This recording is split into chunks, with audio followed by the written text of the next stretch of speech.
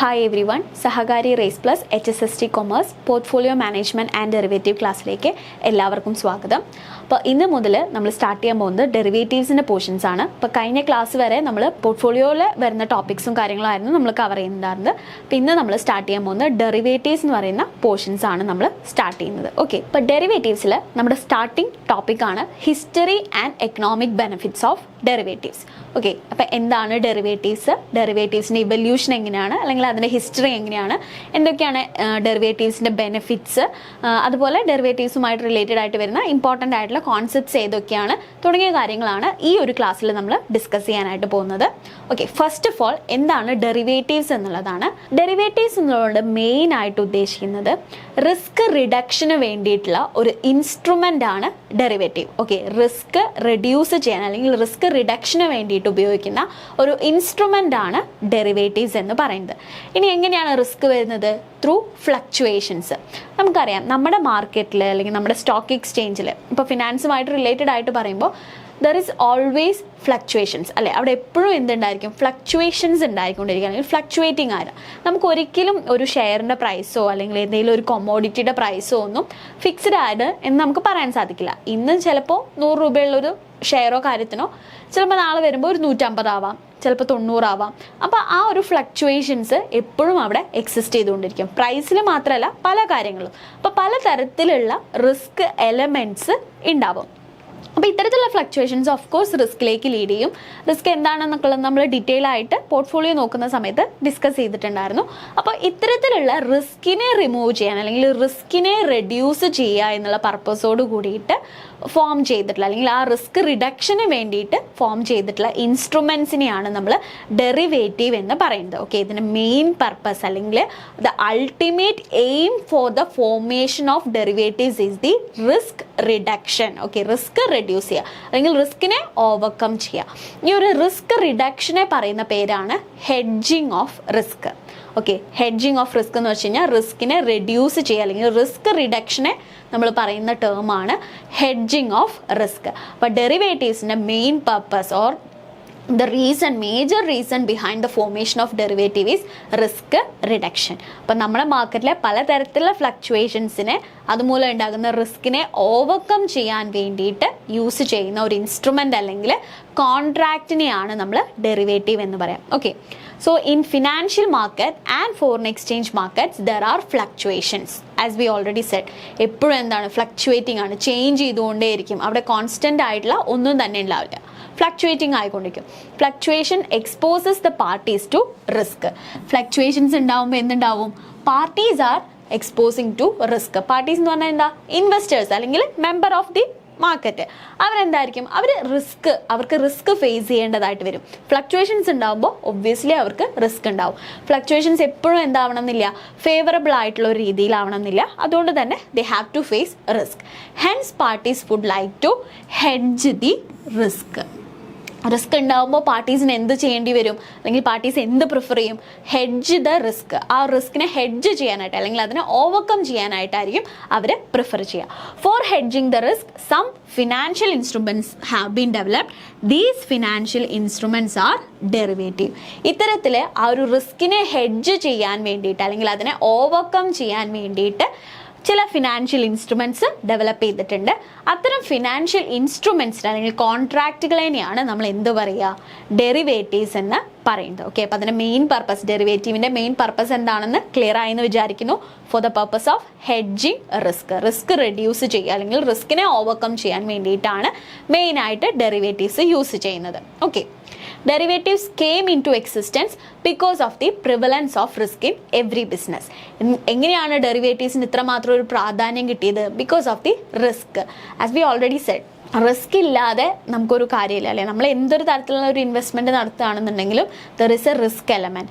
ആ ഒരു റിസ്ക് എന്ന് പറയുന്നതിന് നമുക്ക് ഒരിക്കലും അതിൽ തന്നെ നമുക്ക് സിസ്റ്റമാറ്റിക്കും അൺസിസ്റ്റമാറ്റിക്കും ഉണ്ട്. അതായത് ബിയോണ്ട് അവർ കൺട്രോളും വിത്തിൻ അവർ കൺട്രോളും ആയിട്ടുള്ള റിസ്ക് എലമെൻറ്റ്സ് ഉണ്ട്. അപ്പോൾ കമ്പനീനെ മാത്രം എഫക്റ്റ് ചെയ്യുന്ന കാര്യങ്ങളാവാം, എംപ്ലോയീസിൻ്റെ റിലേറ്റഡ് ഇഷ്യൂസോ മാനേജ്മെൻറ്റ് റിലേറ്റഡ് ഇഷ്യൂസോ ഒക്കെ സംഭവിക്കാം.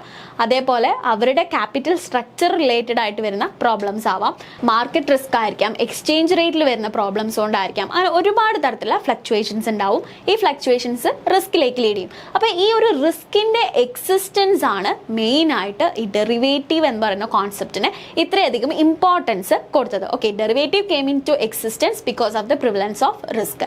എല്ലാ കൈൻഡ് ഓഫ് ബിസിനസ്സിലും, every kind of business there is risk element, and this risk element give importance or prominence for the derivatives. Okay, derivatives are the important tools used for hedging. As we already said, എന്തിനു വേണ്ടിയിട്ടാണ് use ചെയ്യുന്നത്?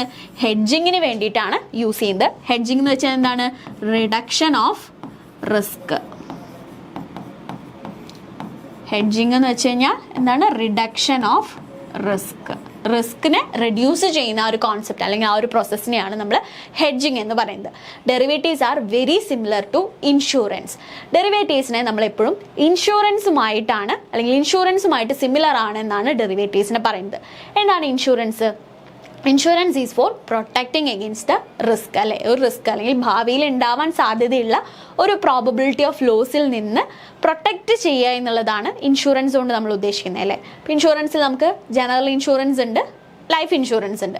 Life insurance ആണെങ്കിൽ നമ്മൾ എന്താണ്? നമ്മുടെ ലൈഫിനെ protect ചെയ്യുക എന്നുള്ളതാണ് അവിടെ ഉദ്ദേശിക്കുന്നത്. അപ്പം നമ്മുടെ ലൈഫുമായിട്ട് റിലേറ്റഡ് ആയിട്ട് എന്തെങ്കിലും ഒരു ബാഡ് ആയിട്ടുള്ള ഒരു കാര്യം സംഭവിക്കുമ്പോൾ അതിൽ നിന്ന് പ്രൊട്ടക്റ്റ് ചെയ്യുക. അല്ലെങ്കിൽ ജനറൽ ഇൻഷുറൻസിന് നമ്മൾ വെഹിക്കിളിനൊക്കെ നമ്മൾ ഇൻഷുറൻസ് എടുക്കുന്നുണ്ട്. അപ്പോൾ എന്താണ്? വെഹിക്കിളിന് എന്തെങ്കിലും തരത്തിലുള്ള ഒരു ലോസ് സംഭവിച്ചു കഴിഞ്ഞ് കഴിഞ്ഞാൽ ആ ഒരു ലോസിനെ ഓവർകം ചെയ്യാൻ അല്ലെങ്കിൽ ആ ഒരു ലോസിനെ റെഡ്യൂസ് ചെയ്യാനുള്ള പർപ്പസോട് കൂടിയിട്ടാണ് ഇൻഷുറൻസ് നമ്മൾ യൂസ് ചെയ്യുന്നത്, അല്ലേ?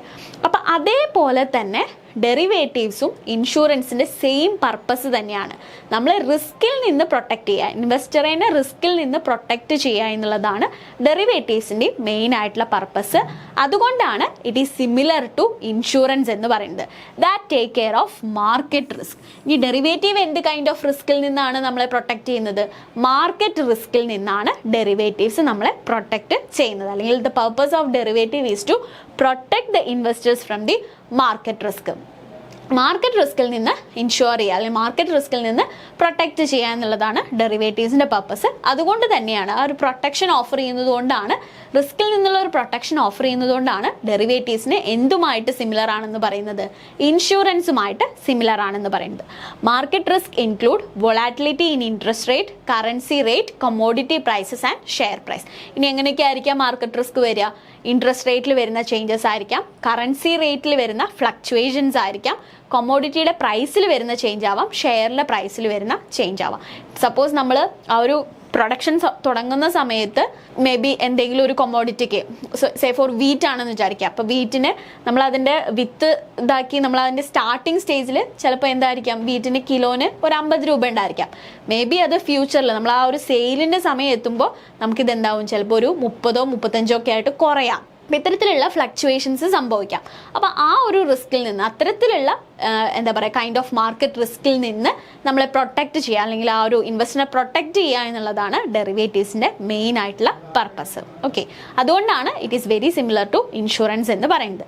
The underlying principle behind derivative is that a risk-averse individual, okay, a risk-averse individual is willing to pay a price to transfer the risk, and an individual with higher risk-taking ability is willing to bear the risk for a price. ഈ ഒരു ഡെറിവേറ്റീവിൻ്റെ ഏറ്റവും important ആയിട്ടുള്ള principle എന്താണെന്ന് വെച്ച് കഴിഞ്ഞാൽ, അല്ലെങ്കിൽ ഇത് form ചെയ്തിട്ടുള്ളത് എന്തിൻ്റെ ബേസിസിലാണെന്ന് വെച്ച് കഴിഞ്ഞാൽ, നമ്മുടെ സൊസൈറ്റിയിൽ മെയിനായിട്ട് 2 തരത്തിലുള്ള ആളുകളാണ് ഉള്ളതെന്നാണ് പറയുന്നത്. ഓക്കെ, ഡെറിവേറ്റീവ്സിൻ്റെ ഏറ്റവും ഇമ്പോർട്ടൻ്റ് ആയിട്ടുള്ള അല്ലെങ്കിൽ ഒരു ബേസിക് ആയിട്ടുള്ള കോൺസെപ്റ്റ് എന്ന് പറയുന്നത് നമ്മുടെ സൊസൈറ്റിയിൽ മെയിനായിട്ട് 2 ടൈപ്പ് ഓഫ് ആളുകൾ അല്ലെങ്കിൽ 2 ടൈപ്പ് ഓഫ് ഇൻവെസ്റ്റേഴ്സ് ആണുള്ളത്. First one, risk taking. Risk ടേക്കിങ്ങും അതേപോലെ തന്നെ റിസ്ക് അവേഴ്സും.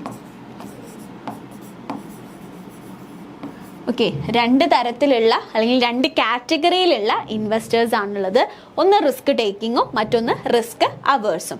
റിസ്ക് ടേക്കിംഗ് എന്ന് പറഞ്ഞാൽ എന്താണ്? അവർക്ക് റിസ്ക് ടോളറൻസ് ഉണ്ട്, അല്ലെങ്കിൽ റിസ്ക് എടുക്കാൻ വില്ലിങ് ആയിട്ടുള്ള, റിസ്കിനെ ടോളറേറ്റ് ചെയ്യാൻ സാധിക്കുന്ന ആളുകൾ തന്നെയാണ് നമ്മൾ റിസ്ക് ടേക്കിംഗ് ഇൻവെസ്റ്റേഴ്സ് എന്ന് പറയാം. അതേസമയം റിസ്ക് അവേഴ്സ് ആണെങ്കിലോ, they will always try to reduce or avoid risk. Okay, risk averse ആണെന്നുണ്ടെങ്കിൽ, റിസ്ക് അവേഴ്സ് ആയിട്ടുള്ള ഇൻഡിവിജ്വൽസ് എങ്ങനെയാണ്? They will always try to reduce their risk or they will always try to avoid their risk. അപ്പോൾ ഈ രണ്ട് കാറ്റഗറിയിലുള്ള ആളുകളാണ് commonly ഉള്ളതെന്നാണ് പറയുന്നത്, risk ടേക്കിങ്ങും risk അവേഴ്സും. അപ്പോൾ എപ്പോഴും എന്താണ്, റിസ്ക് ടേക്കിംഗ് ആയിട്ടുള്ള ആളുകൾ റിസ്ക് അവേഴ്സ് ആയിട്ടുള്ള ആളുകളുടെ കയ്യിൽ നിന്ന് ആ റിസ്കിനെ ട്രാൻസ്ഫർ ചെയ്ത് വാങ്ങിക്കാൻ റെഡിയാണ് എന്നാണ് പറയുന്നത്. ഓക്കെ, അപ്പോൾ ഇവിടെ റിസ്ക് അവേഴ്സ് ആയിട്ടുള്ള, റിസ്ക് എടുക്കാൻ താല്പര്യമില്ലാത്ത വ്യക്തികൾ അവരുടെ റിസ്കിനെ ആർക്ക് ട്രാൻസ്ഫർ ചെയ്യുന്നു? റിസ്ക് എടുക്കാൻ താല്പര്യമുള്ള വ്യക്തിക്ക് ട്രാൻസ്ഫർ ചെയ്തു കൊടുക്കുന്നു. ആ ഒരു കോൺസെപ്റ്റാണ് ഡെറിവേറ്റീവിൻ്റെ ബേസിക് പ്രിൻസിപ്പിൾ എന്ന് പറയുന്നത്. സപ്പോസ് എ എന്ന് പറയുന്ന ഒരു ഫാർമർ, അയാൾ എന്താണ്, ഒരു വീറ്റ് പ്രൊഡ്യൂസ് ചെയ്യുന്ന ഒരാളാണെന്ന് വിചാരിക്കുക. അയാൾ സ്റ്റാർട്ട് ചെയ്യുന്ന ആ ഒരു പ്രൊഡക്ഷൻ സ്റ്റാർട്ട് ചെയ്യുന്ന സമയത്ത് മേ ബി വീറ്റിന് 1 കിലോയ്ക്ക് 50 rupees ഉണ്ടായിരിക്കും. ഓക്കെ, എ എന്ന് പറയുന്ന ഫാമർ അയാൾ വീറ്റിൻ്റെ പ്രൊഡക്ഷൻ സ്റ്റാർട്ട് ചെയ്യുന്ന സമയത്ത്, അല്ലെങ്കിൽ അതിൻ്റെ ആ ഒരു കൃഷി തുടങ്ങുന്ന സമയത്ത് 1 കിലോന് മേ ബി 50 രൂപയിലുണ്ടായിരിക്കും. അപ്പോൾ ഭാവിയിൽ അയാൾ അസ്യൂം ചെയ്യുകയാണ് മേ ബി ഇതിൻ്റെ വില കുറയാം, വീറ്റിൻ്റെ വില കുറയാം എന്ന് സാധ്യതയുണ്ട് എന്ന് വിചാരിച്ച് അയാൾക്ക് എന്ത് ചെയ്യാം? ഒരു ഡെറിവേറ്റീവ് സ്റ്റാർട്ട് ചെയ്യാനായിട്ട് സാധിക്കും. അപ്പോൾ ബി എന്ന് പറയുന്ന വ്യക്തിയോട് ഇദ്ദേഹം പറയാണ് എന്ത്? ആഫ്റ്റർ ഒരു 5 months, ഓക്കെ, ആഫ്റ്റർ ഒരു 5 months 1 കിലോന് 50 rupees ആയിട്ട് തന്നെ നിങ്ങൾ എൻ്റെ കയ്യിൽ നിന്ന് ഗോതമ്പ് വാങ്ങിക്കണം, പർച്ചേസ് ചെയ്യണമെന്ന് പറഞ്ഞിട്ട് ഒരു ഡെറിവേറ്റീവ് കോൺട്രാക്റ്റിൽ എൻ്റർ ചെയ്യാമെന്ന് വിചാരിക്കാം. ഓക്കെ, അപ്പോൾ എ എന്താണ്, ഒരു റിസ്ക് അവിടെ എടുക്കാനായിട്ട് താല്പര്യപ്പെടുന്നില്ല. അപ്പോൾ അദ്ദേഹം എന്ത് ചെയ്യാണ്? മുന്നേ തന്നെ തൻ്റെ ഗോതമ്പിന് ഇത്ര രൂപയ്ക്ക് വിൽക്കാനായിട്ടുള്ള, ഗോതമ്പിൻ്റെ പ്രൊഡക്ഷൻ സ്റ്റാർട്ടിങ്ങിൽ തന്നെ ആ ഗോതമ്പിൻ്റെ സെയിലിന് വേണ്ടിയിട്ടുള്ള ഒരു കോൺട്രാക്റ്റിൽ എൻ്റർ ചെയ്യാണ്. അപ്പോൾ ബി എന്താണ് ഇവിടെ? ബിക്ക് അറിയില്ല ഫ്യൂച്ചറിൽ എന്ത് വേണമെങ്കിലും സംഭവിക്കാം, വില കൂടാം കുറയാം, എന്ത് വേണമെങ്കിലും സംഭവിക്കാം, കുറയാനും സാധ്യതയുണ്ട്. പക്ഷേ അദ്ദേഹം എന്ത് ചെയ്യാണ്? ആ റിസ്ക് എടുക്കാനായിട്ട് തയ്യാറാവാണ്, അല്ലേ? 50 രൂപയ്ക്ക് വാങ്ങിക്കാമെന്ന് ആദ്യം തന്നെ എന്ത് ചെയ്യാണ്? ആ ഒരു കോൺട്രാക്റ്റിൽ ഏർപ്പെടുകയാണ്. ഇവിടെ വില കുറയാനായിട്ട് സാധ്യതയുണ്ട്, ബിക്ക് നഷ്ടം വരാനായിട്ടും സാധ്യതയുണ്ട്. എങ്കിൽ പോലും ബി എന്ത് ചെയ്യാണ്? ആ ഒരു റിസ്ക് എടുക്കാനായിട്ട് തയ്യാറാവുകയാണ്. അപ്പോൾ ഇത്തരത്തിൽ റിസ്ക് അവേഴ്സ് ആയിട്ടുള്ള ആളുകളും റിസ്ക് ടേക്കിംഗ് ആയിട്ടുള്ള ആളുകളും തമ്മിലുള്ള ഒരു കോൺട്രാക്റ്റ് കൂടിയാണ്, അല്ലെങ്കിൽ അവർ തമ്മിലുള്ള ആ ഒരു കോമ്പൻസേറ്റിംഗ് പ്രോസസ്സ് കൂടിയാണ് ഡെറിവേറ്റീവ്സ് എന്ന് പറയുന്നത്. Okay, Mark Rubinstein used the word derivatives in 1976. ആദ്യമായിട്ട് ആരാണ് ഡെറിവേറ്റീവ് എന്ന് പറയുന്ന ടേം യൂസ് ചെയ്തത്? Mark Rubinstein. Okay, Mark Rubinstein എന്ന് പറയുന്ന എക്കണോമിസ്റ്റ് ആണ് ആദ്യമായിട്ട് ഡെറിവേറ്റീവ് എന്ന് പറയുന്ന ടേം യൂസ് ചെയ്തത്. That's in 1976. ഏത് ഇയറിലാണ്? 1976. അദ്ദേഹം ജേർണൽ ഓഫ് എക്കണോമിക്സിൽ പബ്ലിഷ് ചെയ്ത ഒരു ആർട്ടിക്കിളിലാണ് ആദ്യമായിട്ട് ഡെറിവേറ്റീവ് എന്ന് പറയുന്ന ഒരു ടേം യൂസ് ചെയ്തത്. ഓക്കെ, ഡെറിവേറ്റീവ് എന്ന് പറയുന്ന ആ ഒരു ടേമിൻ്റെ ഫൗണ്ടർ എന്ന് പറയുന്നത് ആരാണ്? മാർക്ക് റുബിൻസ്റ്റൺ ആണ്. ആൻഡ് ഇൻ 1976 ആ ഒരു ടേം ഡെവലപ്പായി വന്നത്. Derivatives comes from the verb to derive. ഇനി ഏറ്റവും ഇമ്പോർട്ടൻ്റ് ആയിട്ടുള്ള ഡെറിവേറ്റീവിൻ്റെ ഒരു ഫീച്ചറാണ് ടു ഡിറൈവ് എന്നുള്ളതാണ് ഡെറിവേറ്റീവ് കൊണ്ട് മീൻ ചെയ്യുന്നത്. ഓക്കെ, ടു ഡിറൈവ്, അതായത് the value of the derivative is deriving from something else. Okay, ഡെറിവേറ്റീവിന് ഒരിക്കലും എന്തില്ല? ഒരു ഇൻഡിപെൻഡൻ്റ് ആയിട്ടുള്ള എക്സിസ്റ്റൻസ് ഇല്ല. ഓക്കെ, അതാണ് ഏറ്റവും ഇമ്പോർട്ടൻ്റ് ആയിട്ടുള്ള ഒരു ഫീച്ചറാണ്. It has no independent existence. It has no independent existence. ഡെറിവേറ്റീവ്സിന് എന്തില്ല? ഇൻഡിപെൻഡൻ്റ് ആയിട്ടുള്ള ഒരു എക്സിസ്റ്റൻസ് ഇല്ല. Their value is always deriving from something else or some other asset. ഡെറിവേറ്റീവ്സിൻ്റെ വാല്യൂ എപ്പോഴും എന്താണ്? മറ്റൊരു അസറ്റിൻ്റെ വാല്യൂവിൽ നിന്നാണ് ഡിറൈവ് ചെയ്ത് വരുന്നത്, അല്ലെങ്കിൽ മറ്റൊരു അസറ്റിൻ്റെ വാല്യൂവിനെ ഡിപ്പെൻഡ് ചെയ്തിട്ടാണ് ഡെറിവേറ്റീവിൻ്റെ വാല്യൂ ഉള്ളത്. അതുകൊണ്ട് തന്നെയാണ് ടു ഡിറൈവ് എന്നുള്ള ആ ഒരു വെർബിൽ നിന്നാണ് ഡെറിവേറ്റീവ് എന്നുള്ള ആ ഒരു ടേമിലേക്ക് എത്തുന്നത്. ഓക്കെ, ഡെറിവേറ്റീവ് എന്നുള്ള ടേം ടു ഡിറൈവ് എന്ന വെർബിൽ നിന്നാണ് ചൂസ് ചെയ്യുന്നത്. അതെന്തുകൊണ്ടാണത്? ടു ഡിറൈവ് എന്നുള്ള ഒരു കോൺസെപ്റ്റ് വരാൻ കാരണം ഡെറിവേറ്റീവിന് ഒരു ഇൻഡിപെൻഡൻ്റ് ആയിട്ടുള്ള ഒരു വാല്യൂ ഇല്ല. It always depends upon an another asset or the value of derivative is taken from or deriving from any other assets. Okay, അപ്പം അതുകൊണ്ടാണ് ഡെറിവേറ്റീവിനെ ടു ഡിറൈവ് എന്നുള്ള ആ ഒരു കോൺസെപ്റ്റ് കൂടി അതിൽ ലിങ്ക് ചെയ്ത് വരുന്നത്. And it has no independent value. ഡെറിവേറ്റീവ്സിന് എന്തില്ല, ഒരു ഇൻഡിപെൻഡൻറ്റ് വാല്യൂ ഇല്ല. ഡെറിവേറ്റീവ്സിന് എന്തില്ല, ഒരു ഇൻഡിപെൻഡൻറ്റ് വാല്യൂ ഇല്ല. It's always depends upon something else. അല്ലെങ്കിൽ മറ്റൊരു അസറ്റിൽ ഓൾവേസ് ഡിപ്പെൻഡഡ് ആയിട്ടുള്ള ഒരു ഫിനാൻഷ്യൽ ഇൻസ്ട്രുമെൻ്റ് ആണ് ഡെറിവേറ്റീവ് എന്ന് പറയുന്നത്. Okay, they are called as derivative because they derive their value from the value of some other assets. എന്തുകൊണ്ടാണ് ഡെറിവേറ്റീവിനെ derivative എന്ന് പറയുന്നത്? Because they derive their value from value of some other assets. നമ്മൾ already പറഞ്ഞു എന്താണ്, ഡെറിവേറ്റീവിന് ഒരിക്കലും independent ആയിട്ടുള്ള ഒരു എക്സിസ്റ്റൻസ് ഇല്ല. അവരെപ്പോഴും അവരുടെ വാല്യൂ ഐഡൻറ്റിഫൈ ചെയ്യുന്നത് അല്ലെങ്കിൽ അവരുടെ വാല്യൂയിലേക്ക് എത്തുന്നത് മറ്റൊരു അസറ്റിൻ്റെ വാല്യൂവിൽ നിന്നാണ്, അല്ലെങ്കിൽ മറ്റൊരു അസറ്റിൻ്റെ വാല്യൂവിൽ നിന്നാണ് ഡെറിവേറ്റീവിന് ഒരു വാല്യൂ ഉണ്ടാകും. They always derive from some other assets. The other assets are called underlying asset. ഇനി ഇത്തരത്തിൽ ഡെറിവേറ്റീവിൻ്റെ വാല്യൂ തീരുമാനിക്കുന്ന അല്ലെങ്കിൽ ഡെറിവേറ്റീവിൻ്റെ വാല്യൂവിനെ ഇൻഫ്ലുവൻസ് ചെയ്യുന്ന അസറ്റിനെയാണ് നമ്മൾ അണ്ടർലൈയിങ് അസറ്റ് എന്ന് പറയാം. Okay, the asset which helps in deriving the value of derivative or the assets whose value is helping in deriving the value of derivative is known as underlying asset.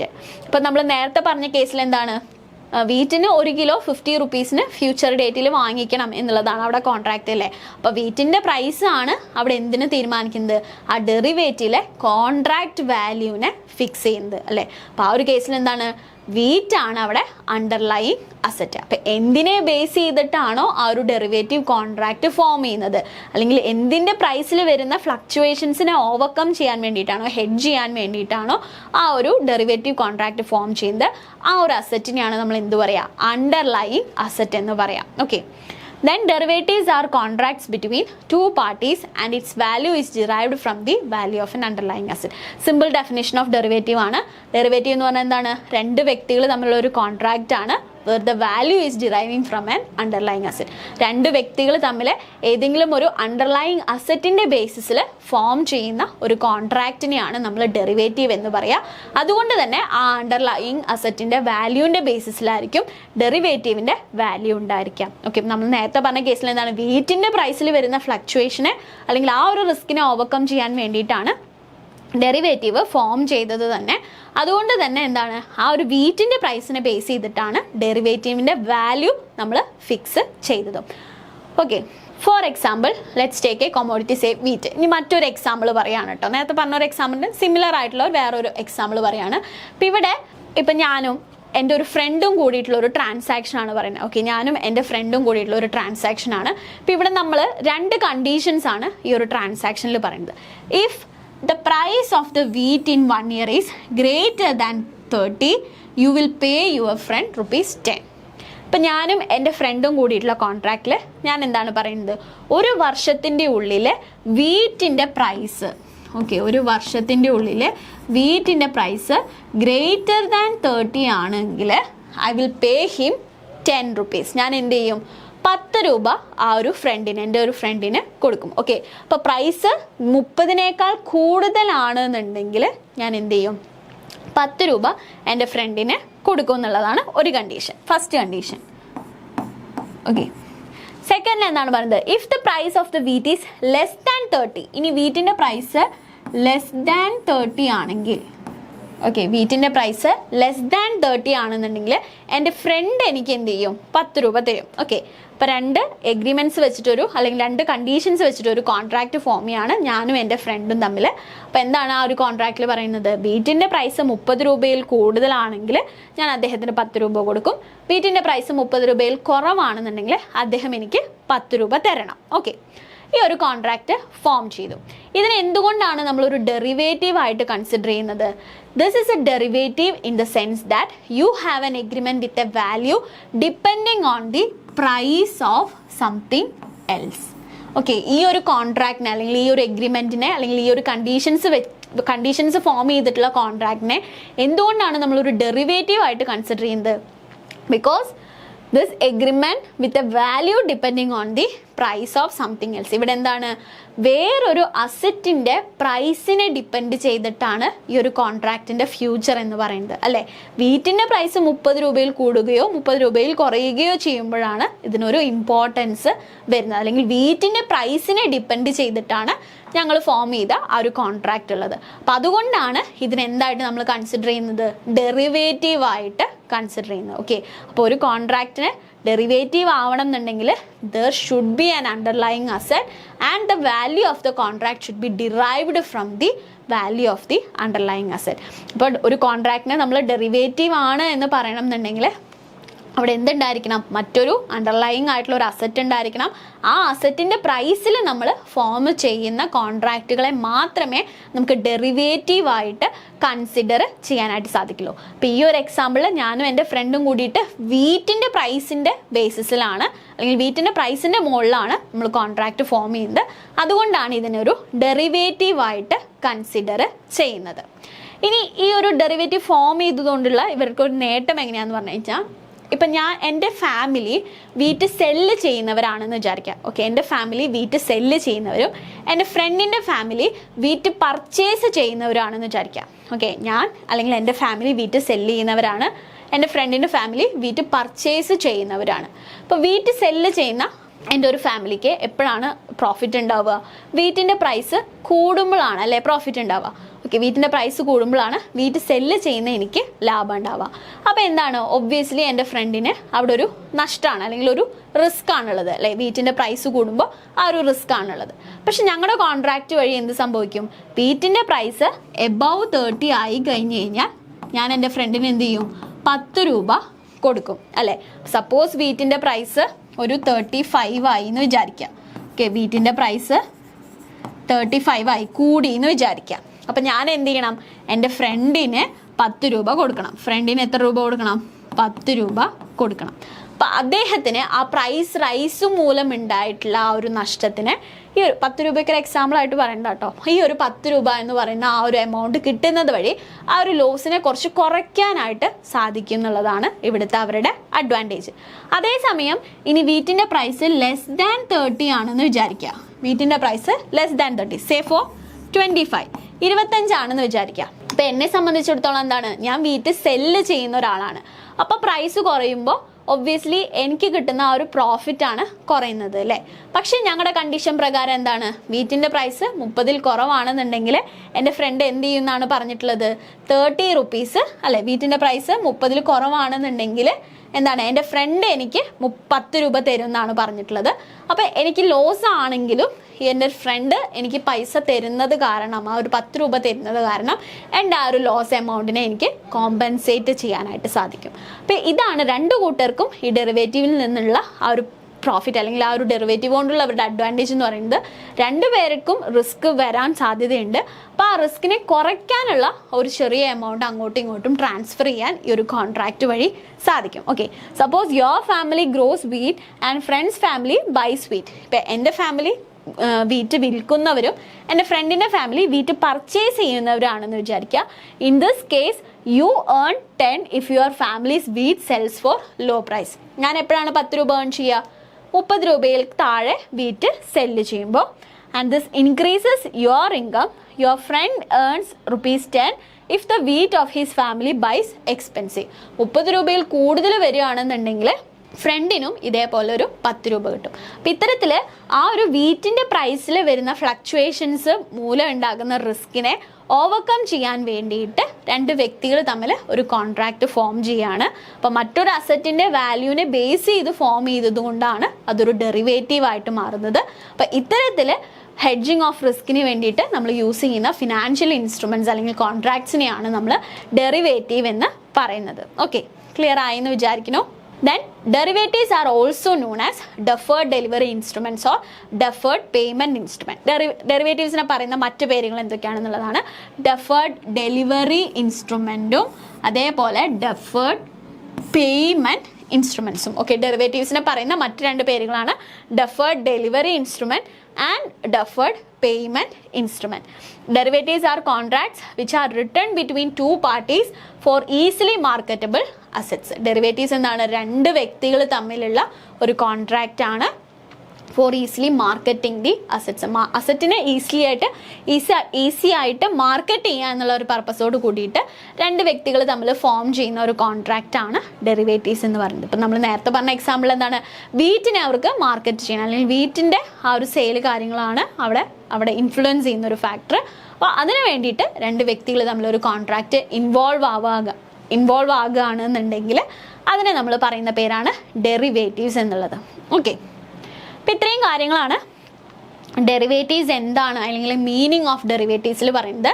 അപ്പോൾ derivatives എന്താണ്? To derive the value from something else. Simply നമുക്ക് ഡെറിവേറ്റീവിൻ്റെ ഒരു definition പറയാനായിട്ട്, അല്ലെങ്കിൽ derivative എന്താണെന്ന് ചോദിച്ചു കഴിഞ്ഞാൽ, derivatives are the instruments, financial instruments used for the purpose of hedging of risk. Okay, derivatives എന്തിനാണ് യൂസ് ചെയ്യുന്നത്? It is used for the purpose of hedging of risk. In a market there are different kinds of fluctuations, അല്ലെങ്കിൽ എല്ലാ kind of ബിസിനസ്സും they have to face risk. അവർക്ക് ഒരു risk element ഉണ്ട്. അപ്പോൾ ആ ഒരു റിസ്കിനെ ഓവർകം ചെയ്യാൻ വേണ്ടിയിട്ട് യൂസ് ചെയ്യാൻ സാധിക്കുന്ന ഫിനാൻഷ്യൽ ഇൻസ്ട്രുമെൻറ്റിനെ അല്ലെങ്കിൽ കോൺട്രാക്റ്റുകളെയാണ് നമ്മൾ ഡെറിവേറ്റീവ്സ് എന്ന് പറയുന്നത്.